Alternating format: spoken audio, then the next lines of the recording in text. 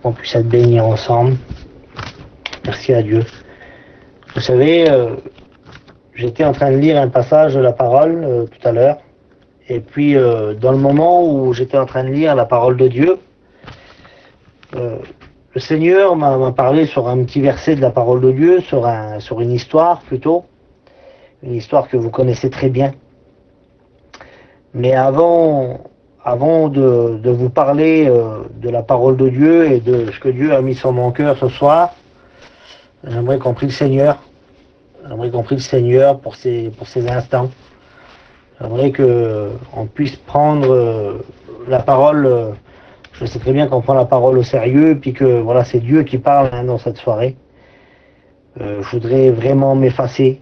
Je voudrais vraiment que Dieu prenne toute la place.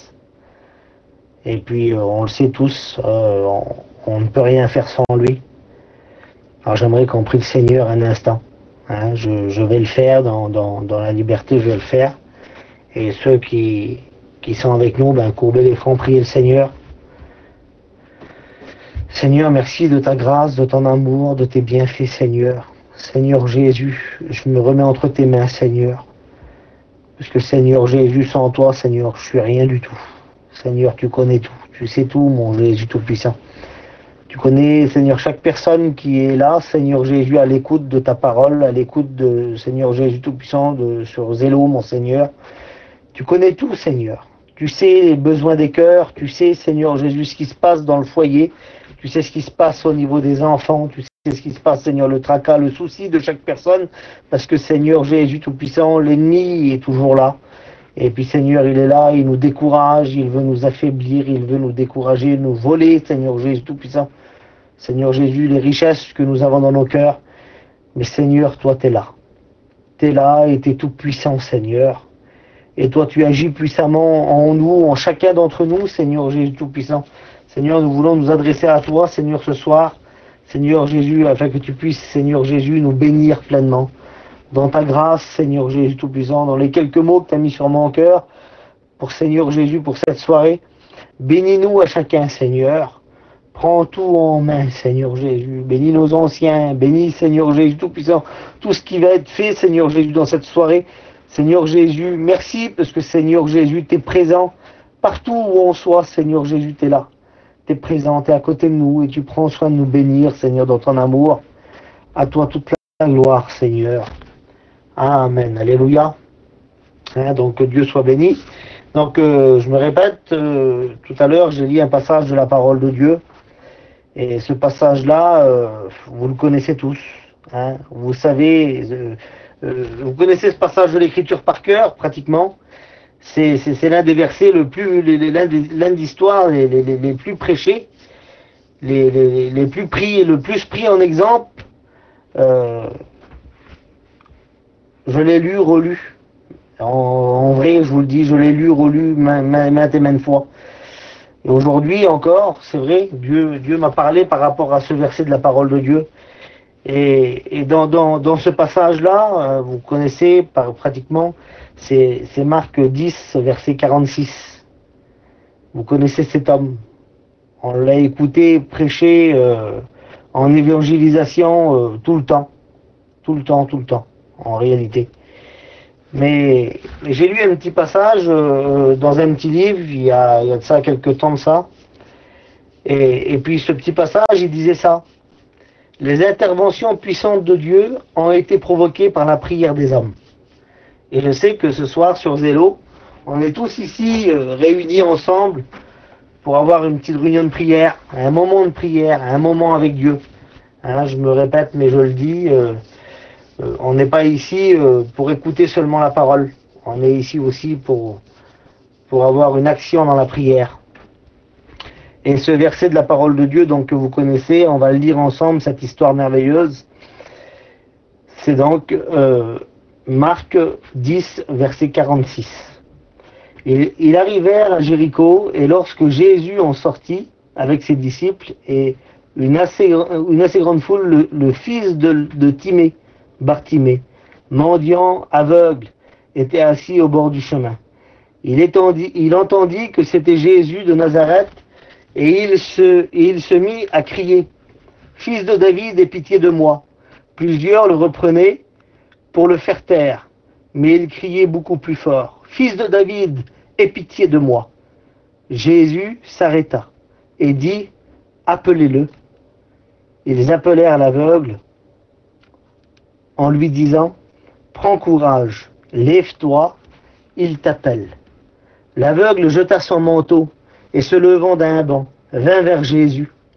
Jésus, prenant la parole, lui dit, que veux-tu que je te fasse? Rabouni, lui répondit l'aveugle, que je recouvre la vue. Et Jésus lui dit, va, ta foi t'a sauvé. Aussitôt il recouvra la vue et suivit Jésus dans le chemin. Amen. Voilà la lecture de la parole de Dieu. On connaît tous ce passage merveilleux. Et quand j'ai regardé à ce passage de l'Écriture, Dieu a parlé à mon cœur. Bartimée, c'était un mendiant, il était aveugle, c'était un juif, il était là, il était au bord du chemin. Et quand j'ai regardé à son histoire, quand j'ai regardé à ces versets de la parole de Dieu, je me suis posé une question qui est toute simple en réalité. Je me suis dit en moi-même, Seigneur, j'ai souvent aussi passé par ces moments-là, moi. Je ne parle pas de personnes qui sont pas chrétiens et qui viennent à Dieu. Non, je parle d'un chrétien. Je parle de moi-même, serviteur de Dieu, comme mes frères. Je pense que toute personne a passé par là, à un moment donné de notre vie, parce que la vie, elle ne fait pas de cadeaux, il y a beaucoup de problèmes. Et je ne voudrais pas relater tous les problèmes de ce monde, parce que la Bible déclare que le monde gît sur la puissance du malin. Et puis le malin, il nous embarrasse. Le malin, il est là et il vient nous mettre un petit peu de bâton dans les roues. Je vais prendre ce terme-là. Il vient, l'ennemi, puis en réalité, il veut nous causer beaucoup de problèmes. En réalité, il veut qu'on tombe. Il veut qu'on soit loin de Dieu, il veut notre perte, il a juré notre perte d'ailleurs. Et il est toujours là pour essayer de nous tirer vers le bas. Il est toujours là pour essayer de nous tirer vers le bas. Mais que Dieu soit béni. Nous, on est charnel, on est de la chair, parce que voilà, on est de chair, d'os, notre matière humaine. Nous sommes là et nous avons été créés de la poussière de la terre. Et c'est logique que notre chair, elle désire la terre en réalité.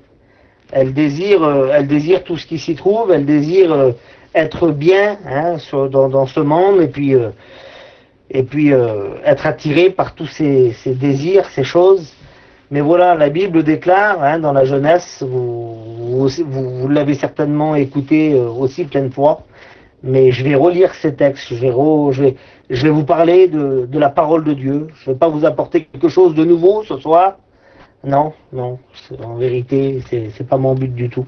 En plus, je n'ai pas les capacités. Je vais me référencer à la parole de Dieu et à la Bible, que Dieu soit béni.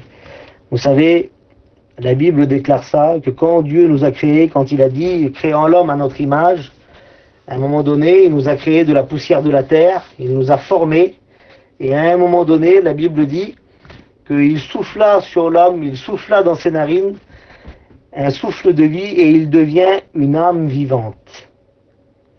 En réalité, on est tous ici présents et nous sommes une âme vivante. Nous ne sommes pas un corps vivant. On pourrait plus dire en réalité que nous sommes des corps vivants. Mais non, la Bible n'emploie pas les corps vivants, elle emploie les âmes. Un souffle de vie et on devient une âme vivante. Et notre âme, elle est tirée de Dieu. C'est le souffle de Dieu qui est rentré en nous. On est devenu une âme vivante. Alors notre esprit, notre âme, elle désire être vers Dieu, vers l'éternel. Elle désire, elle n'est pas attirée vers ce qui est de la terre, et c'est pour ça qu'il y a ce combat entre la chair et l'âme, l'esprit. C'est bien ça. La chair nous attire vers le bas, et l'âme, l'esprit, elle nous attire vers le haut, que Dieu soit béni. Résistant fermement à cette chair, et essayant de rester et d'être attiré vers le haut, ne faisant pas les désirs de la chair, mais les désirs de l'esprit, que Dieu soit béni. Je ne voudrais pas me compliquer ce soir, mais voilà, j'avais ces petits mots à cœur. Mais je me suis retrouvé dans cette position-là plein de fois. Je reviens sur le message. Je me suis retrouvé sur ces mots plein de fois, et je La vie, elle est tellement vilaine, elle est tellement mauvaise, que bien souvent, ben, elle m'a rendu aveugle sur plein de choses, par rapport, mettez ce que vous voulez, mais la vie de la terre m'a rendu plein de fois aveugle. Et plein de fois, j'ai mendié. J'ai mendié pour essayer de m'en sortir des ténèbres qui m'environnaient. Et bien souvent, j'arrivais pas. Parce que quand on compte sur nos forces à nous, frères et sœurs, on n'y arrive pas. Mais quand on compte sur lui, tout change, mes frères et sœurs.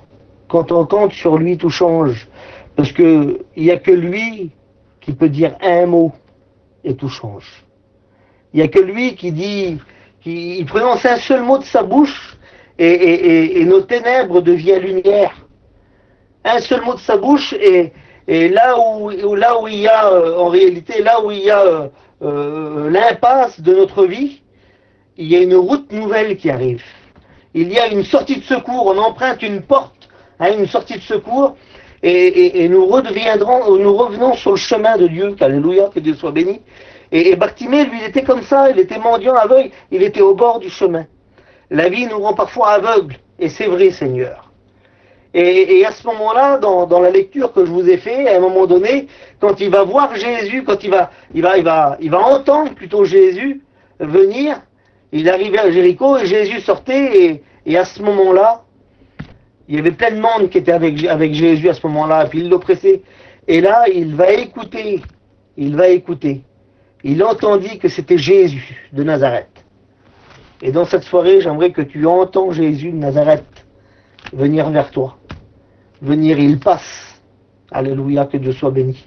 Il passe, mais quand il va passer, à ce moment-là, Bartimée, il va faire certainement comme nous, on va être interpellé par le passage de Jésus dans notre vie. Et puis je vous le dis, et c'est vrai, Jésus ne fait pas que passer. Jésus, il est là et il veut demeurer chez nous. Quelle beauté, Seigneur. Il veut demeurer, il demeure chez nous, parce que nous sommes des chrétiens, mais pour celui, ce soir, peut-être qui écoute et qui n'est pas chrétien, il veut demeurer chez toi, le Seigneur. Il veut s'arrêter chez toi, il veut venir vers toi. Et ce soir, j'aimerais te dire, dans ces quelques mots, cet homme, Bartimée, il va commencer à crier, « Fils de David, aie pitié de moi !» Et dans ce moment-là, quand il va crier, à un moment donné, les personnes qui sont autour de lui, ils vont le faire taire. Arrête de parler, arrête de crier. Et puis, dans ces mots-là, ben moi j'ai mis tout simplement ça. J'ai mis le doute veut te faire taire. Bien souvent de fois, on part sur un élan de foi, en criant à Jésus, en demandant à Jésus des choses qui nous sont chères, des choses par où on passe où c'est pas terrible. On crie à l'aide, on a un cri, un SOS. On jette un cri d'SOS à Jésus en disant aie pitié de moi. Et je voudrais pas vous faire un cours d'histoire, mais le mot SOS en anglais, parce que ces anglais, ce mot-là a été tiré des anglais. C'était pour les bateaux lorsqu'il y avait des personnes qui étaient en train de couler. Alors il y avait cette bouée de sauvetage et dessus il y a inscrit le mot SOS. Et le mot SOS en anglais ça veut dire sauver nos âmes. Et puis ce soir, on peut être chrétien, je le dis avec mes mots, et puis je vais pas m'en cacher, mais on peut être chrétien et être arrêté sur notre chemin. Être arrêté, faire une marche arrière, être des personnes qui se retirent, et puis malheureusement, ces personnes-là, moi je ne juge pas, je condamne personne, mais c'est entre vous et Dieu après.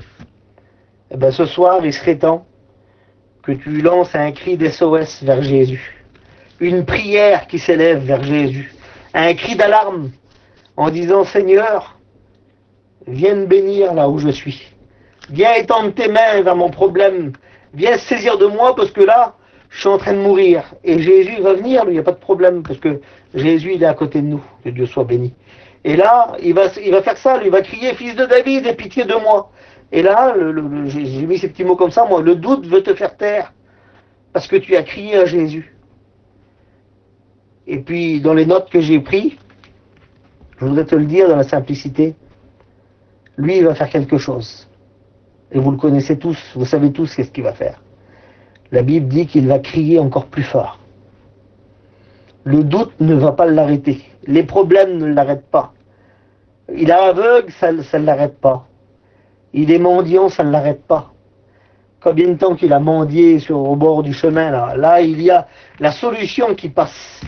La solution à son problème, la solution à l'état de vie où il est, il n'en peut plus, il en a marre de vivre dans cette situation. Et là, Jésus, il passe, et puis il est obligé de vouloir l'arrêter. Alors plus personne l'arrête à ce moment-là. Il va crier encore plus fort, la Bible dit. Et lorsqu'il va crier encore plus fort, la Bible me déclare ces mots, je vous ai dit tout à l'heure, Jésus, il va s'arrêter vers lui. Et il va dire comme ça aux disciples, appelez-le. Et quand ils vont l'appeler, ils vont dire ces mots comme ça, j'aimerais te les dire. Prends courage. Prends courage ce soir. Je voudrais te le dire dans la simplicité. Prends courage. Il t'appelle. Prends courage, lève-toi. Il t'appelle le Seigneur. Il t'appelle à quelque chose de nouveau. Il t'appelle à quelque chose de nouveau, le Seigneur. Il t'appelle à une victoire. Il t'appelle pas à un échec. Il t'appelle au miracle. Il t'appelle à quelque chose que tu ne connais pas. À ce moment-là, Bartimée, il était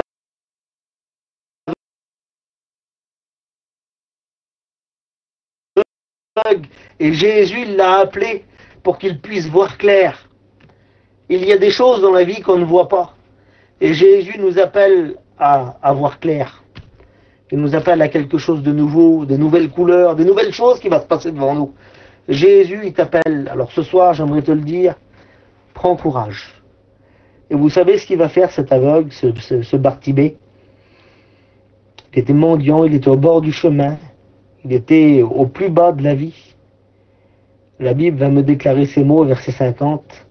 L'aveugle jeta son manteau et se levant d'un banc, il va venir vers Jésus. Amen.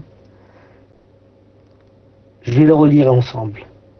L'aveugle jeta son manteau et se levant d'un banc, vint vers Jésus. Alléluia. Et sur ces mots-là, moi j'ai quelque chose qui est venu dans mon cœur quand j'ai lu ce verset de la parole de Dieu. Le miracle n'était pas encore là. Le miracle n'était pas encore fait. Ce que Jésus a voulu faire dans son cœur et dans sa vie, c'était pas encore existant. Mais cet homme va le prendre par la foi. Et ce soir, j'aimerais que tu prennes la parole de Dieu par la foi. Dans ta situation, dans ton problème, dans ce que tu vis, prends par la foi les mots de Jésus. Prends courage, lève-toi, il t'appelle. Et dans ce moment-là, l'aveugle, pourtant le miracle n'était pas fait, mais il va avoir une action de foi dans sa vie. Il va prendre le manteau et il va le jeter. Et il va se lever d'un banc. Ça, c'est quoi ça? Eh bien, c'est la foi, mes frères et sœurs. La foi nous pousse à l'extrême en réalité. La foi nous fait enlever le manteau qu'il avait sur ses épaules. La foi l'a fait enlever. Il a dit en lui-même, en réalité, il m'appelle, le Seigneur Jésus, il m'appelle, il me demande de me lever, et ses disciples me disent, courage, prends courage. Ah, je ne vais pas laisser cette occasion passer, je vais me lever d'un banc, je vais jeter mon manteau, parce que je sais ce qu'il est capable de faire. Jésus est capable de tout. L'impossible devient possible avec Dieu, alléluia.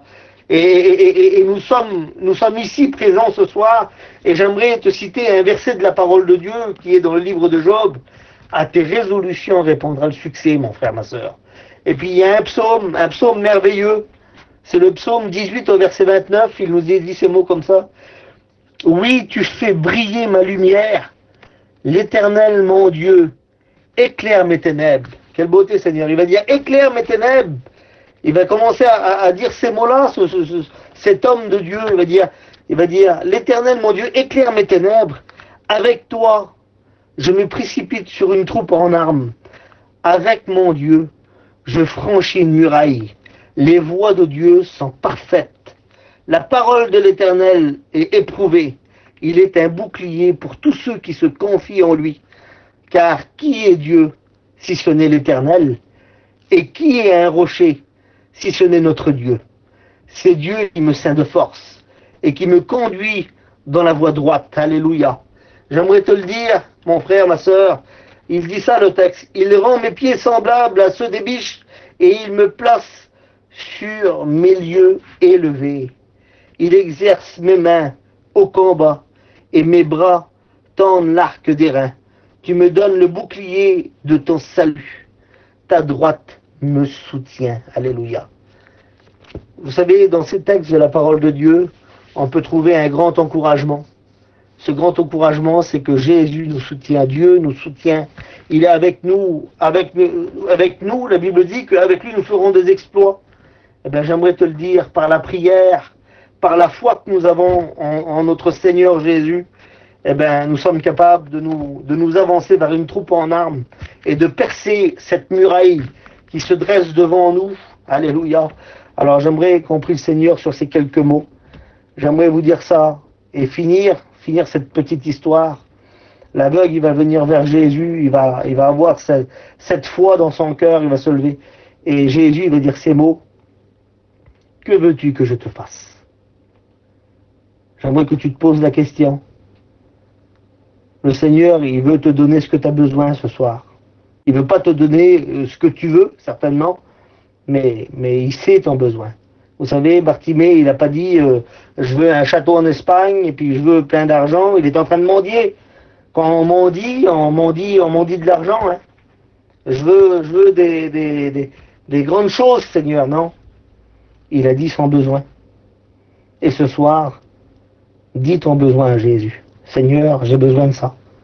Seigneur, j'ai besoin que tu viennes bénir ma petite. J'ai besoin que tu viennes bénir mon fils.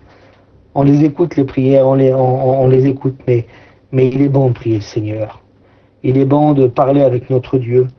Et à ce moment-là, lorsque cet homme, il va lui dire son besoin, il va dire, Maître, Rabboni, il va lui répondre l'aveugle, que je recouvre la vue. Et Jésus lui dit, va, ta foi t'a sauvé. Et aussitôt, il va recouvrir la vue. Et suivit Jésus dans le chemin. J'aimerais te le dire, frères et sœurs, et m'arrêter sur ces quelques mots. Sois vrai. J'ai mis ces mots comme ça, moi, sur ma petite note, sur ma petite feuille. Il a été vrai avec Jésus. Il lui a dit sans besoin. Il a crié vers Dieu, il lui a dit sans besoin. Et Jésus, il l'a vu. Il a arrêté Jésus dans sa course, en réalité. Il était là, en train de passer. Plus jamais il aurait passé ici. Et ce soir, Jésus, arrête-le dans sa course, en disant, Seigneur, tu passes, mais je veux que tu t'arrêtes chez moi. Je veux que tu t'arrêtes pour ma fille, pour mon fils. Je veux que tu t'arrêtes chez moi, Seigneur, parce que j'ai besoin. Je veux que tu t'arrêtes chez moi parce que Seigneur, j'ai la foi. Alors le miracle, il n'est pas encore là. Mais Seigneur, je sais qu'il est devant moi parce que je viens à toi. On prie le Seigneur ensemble. Seigneur, merci de ton amour, de ta grâce. À combien tu es riche, Seigneur Jésus. Je te prie pour mes frères et sœurs, Seigneur, de ce groupe, tous ceux qui aient écouté ta parole. Bénis-les, Seigneur. Étends tes mains pleinement sur eux, Seigneur Jésus. Prends soin de leur famille, de leur foyer, de leurs enfants, Seigneur. Agis puissamment eux. Sors-les de leur misère, Seigneur, pour ceux qui sont dans la misère. Viens les relever, Seigneur, les bénir, parce que tu es Dieu et tu es tout puissant, Seigneur. Tu viens en aide à celui qui te demande, Seigneur Jésus. Oui, Seigneur Jésus tout-puissant. Seigneur, nous nous approchons, Seigneur, du trône de la grâce, Seigneur Jésus tout-puissant, pour être secourus dans nos besoins, Seigneur Jésus. Alléluia. Et que ton nom soit béni pour tout, Jésus. Amen, Seigneur.